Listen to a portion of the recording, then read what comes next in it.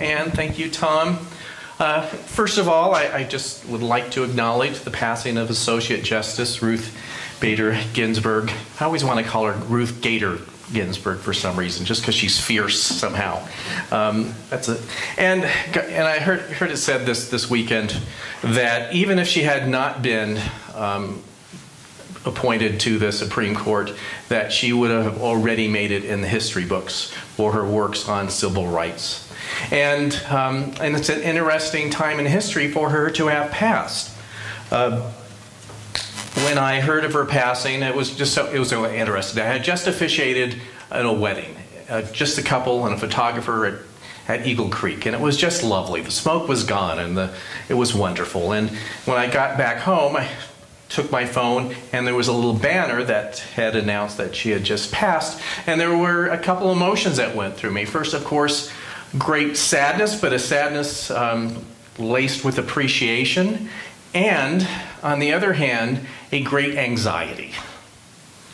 A great anxiety. And part of it is, of course, the realization that we seem to be living in a world where everyone has lost their mind, and I'm assuming it's temporarily. And of course, depending on your opinion and political affiliations, you have a different group of people that you feel have lost their minds.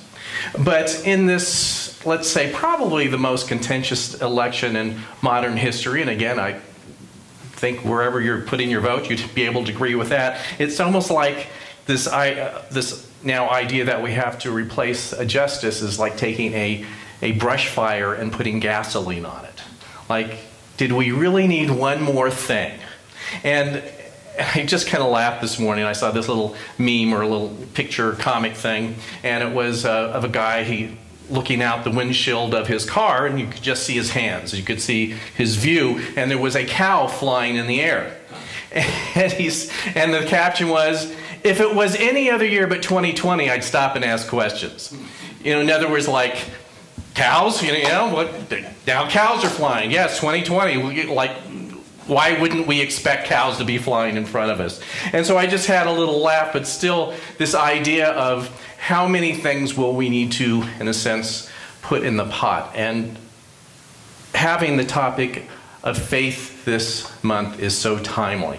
But I think I'm going to have a series of quotes from Associate Justice Ginsburg. And the first one, this was, and you may have seen this, advice her mother-in-law gave her earlier in marriage of having a successful marriage. And I love this. And it says, it helps sometimes to be just a little deaf. There is so much information coming at us right now and so much intrigue, including cows flying across the road, that maybe it's time to just shut it down a little bit. I'm not saying don't be uninformed, don't hide under the bed, but there's moments that you just have to dial it down. Spend some time reading a book of what I call well-written trash. In other words, nothing that could save the world. Something that is just a little entertaining, just to bring down the volume a little bit, because we're going to need that. But let's talk about faith and what it is. And I loved Reverend Edwards' idea that faith is something that we need to have evidence for. And what is that evidence? And what do we, in a sense, put our faith into? That's a big thing. And I was raised with this idea growing up in a Christian school of you needed to have a blind faith. In other words, no evidence. But I don't think that's the kind of faith I have anymore. In a sense, what are you putting your faith into without evidence? And I told a story about my dad this week in my blog, and I'll just relay a little bit of it. And in the early, it's about putting faith in people and sometimes being disappointed. My brother and sister and I had been estranged from my dad for many years, and he contacted us and wanted to reinitiate the relationship. And my brother and sister and I were, of course, very cautious about this, and with some of the history, really thought, should we do this? But we did, and I'm very glad that we did. And I have to say, my brother and sister and I went in with, I think, our eyes wide open. We had great communication in the background, that if one of us had a conversation with our dad alone, we would immediately report it to the others and just to say, okay, what did he tell you and all that, and all knowing that even though he had stretched a great deal to make that phone call to reinitiate contact, that there might still be some issues that we had to be concerned with. But it was a good choice, and we developed a certain amount of renewed trust over a few years' time. But as he was getting close to his time to pass, he made a very serious, significant promise to us. And every time we would see him, he would talk about this promise and how he went to great lengths to come through with it. And it was something about the circumstances that it never dawned on us that he would not have fulfilled the promise. But upon his death, we realized that he had not. And of course, we were angry and disappointed, but I think at first we were more angry and disappointed. We directed that at ourselves. Like, why did we fall for this sort of thing? And in a sense, when we talk about faith in something, the conclusion I came to as I processed this for months and years is that it's not that we had faith in our actual Father, we had faith in a version of him that we created. And that we needed to still have our eyes wide open and not be cynical about it. And as the years went by, and I have to be honest with you, I developed more and more of a deep compassion for my father. And this promise concerned money, which was a big issue in his life. He liked people to think that he had a great amount of wealth, and at one time he did. But as it turned out, when he died, he was living on Social Security with no savings, and he wouldn't tell anybody. And I just imagine that the reason he didn't follow through was he didn't have the money. And I imagine he must have had great shame in his inability to follow through.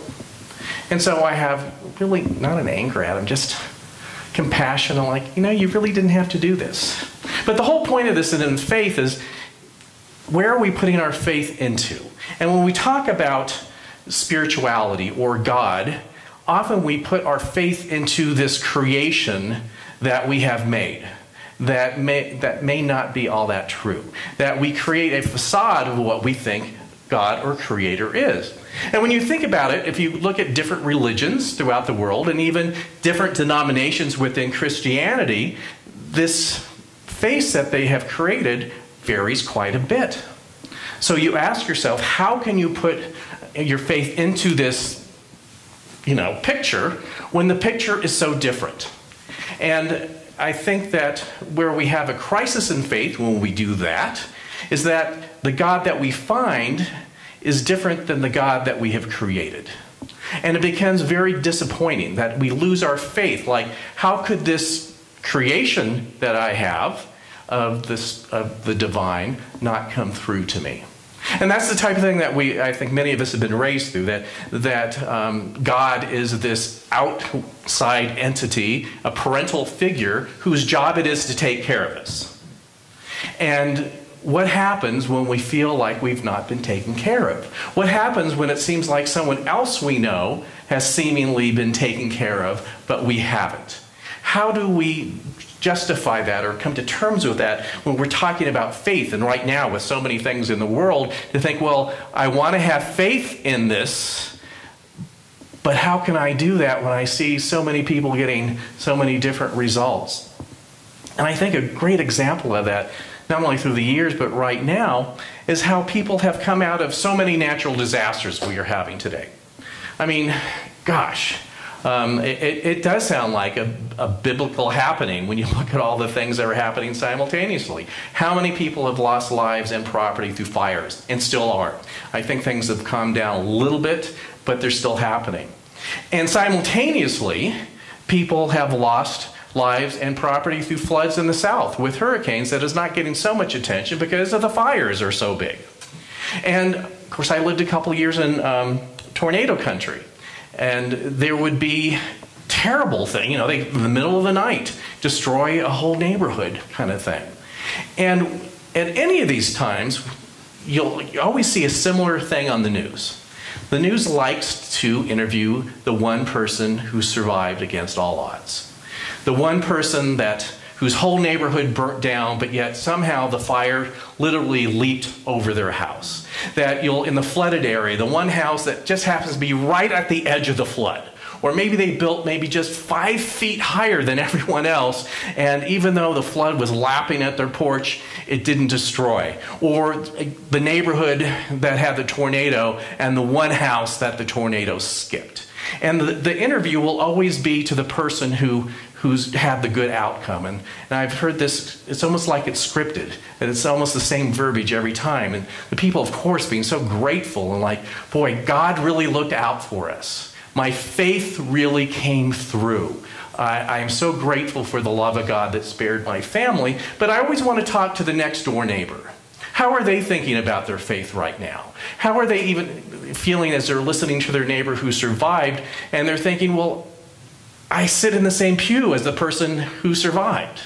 How am I not praying correctly? How is my idea of God so different that he somehow didn't save me? So it's very inexact, and to me very unfulfilling, which leads me to believe that we need to come to a different type of faith. That I don't believe that there's a big daddy in the sky that will save some people and not others.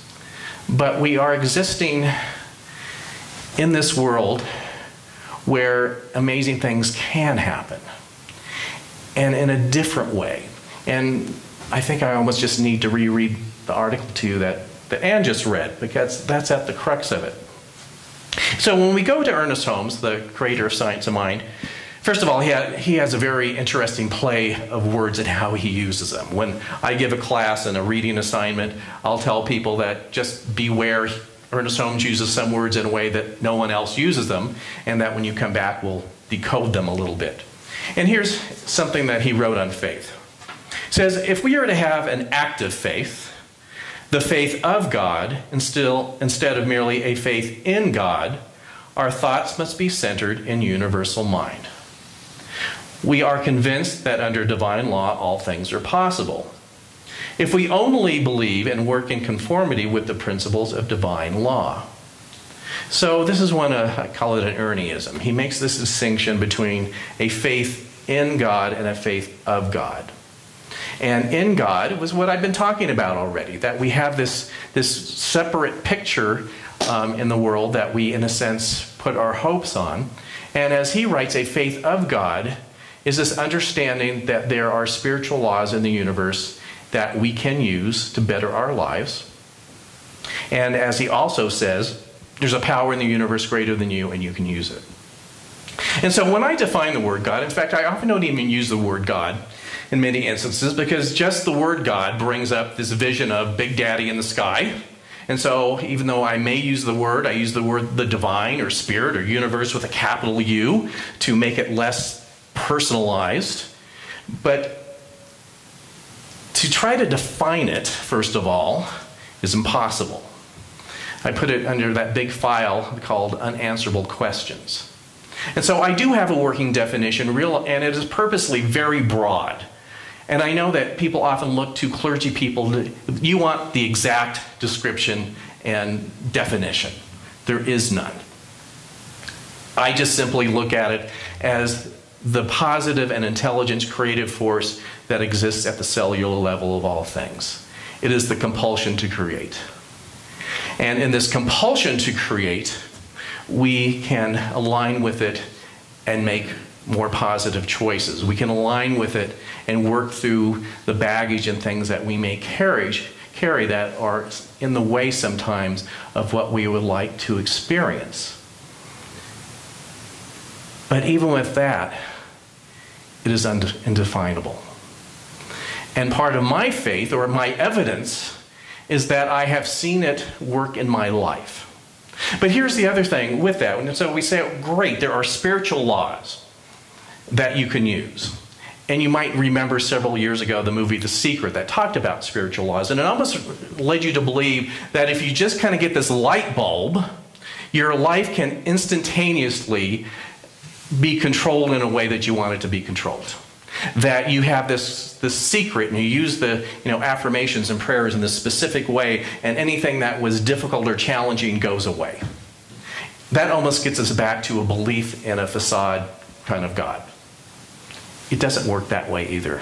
In fact, again, it's under the big category of unanswerable questions. So why is it as I use spiritual laws in my life that it seems like they work more positively in some ways than in others? I don't know. I really don't. But I do know one thing, that the arch of my life is positive and in a way that I want it to go. And that doesn't stop the fact that there's a lot of bumps along the way. So that's how I look at it. And I look at that as we use spiritual laws, that there is a greater good that we can all work towards.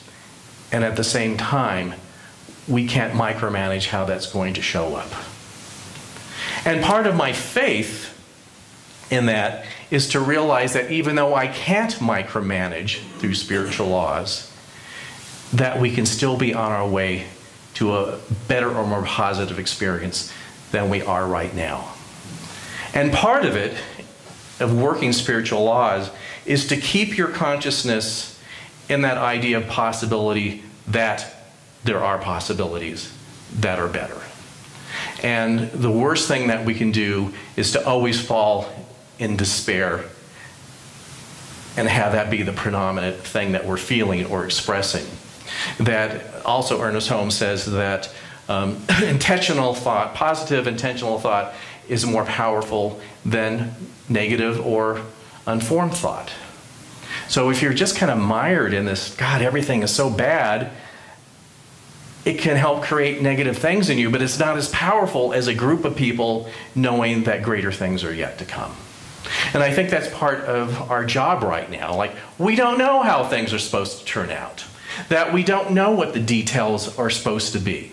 That it's all unanswerable questions right now. I personally have opinions of what they should be, but I ultimately don't know. A couple great more quotes by Associate Justice Ginsburg. She says, let's see, so as in life, things that you regard as an impediment often turn out to be great good fortune. I think that's absolutely true. How many times did you think that if I don't get this one thing in my life, this relationship, this job, this whatever, that it will be over, or it will be a downhill journey from then forward, only to a few years later go, oh my God, that was the biggest gift of my life.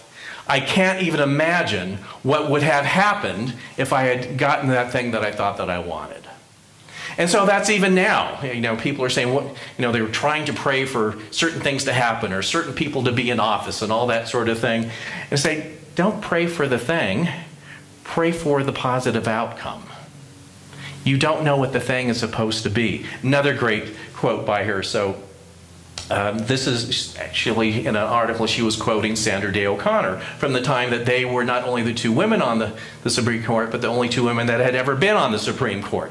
And I guess just talking about, of course, how they had both worked towards equal rights for women, and how it had been a difficult road. But, and I'll read this, and this is from Sandra Day O'Connor. She said, where would the two of us be if there was no discrimination for us to fight against?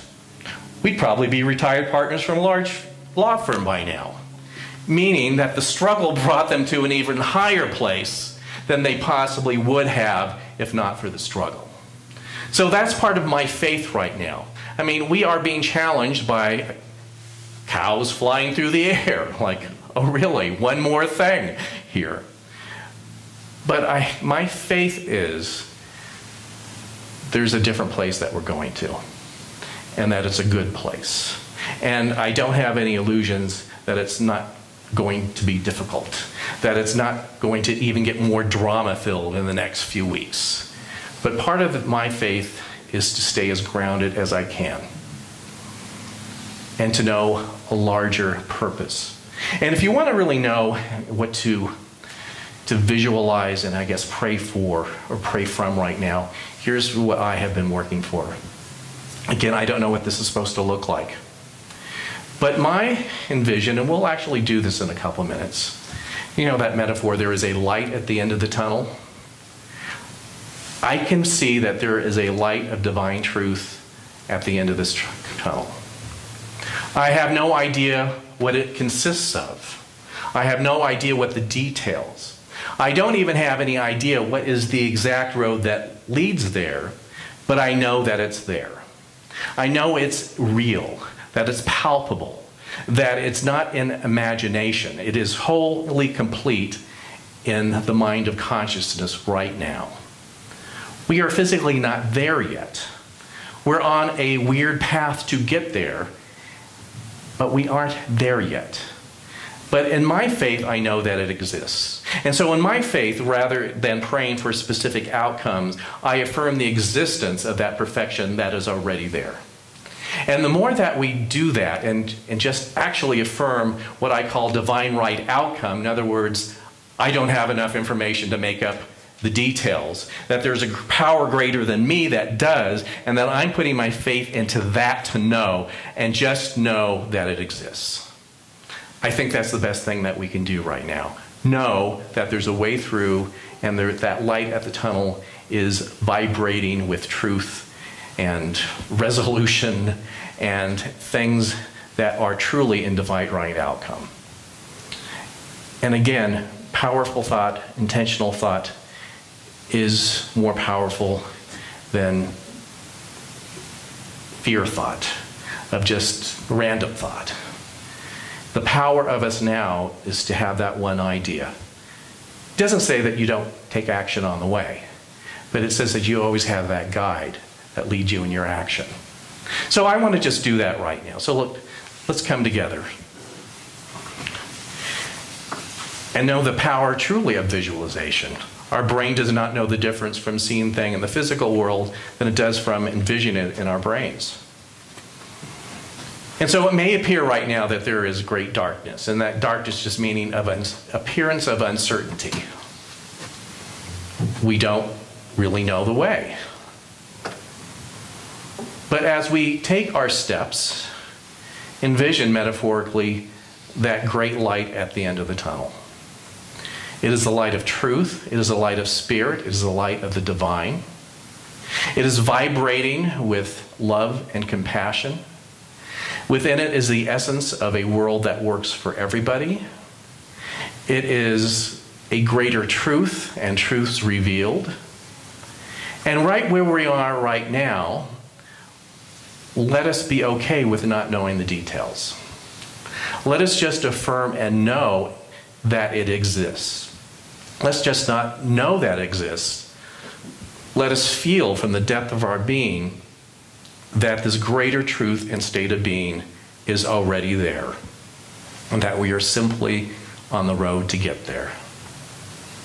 So let's just be quiet for just a few seconds and just visualize that presence, that perfect divine outcome as being already here.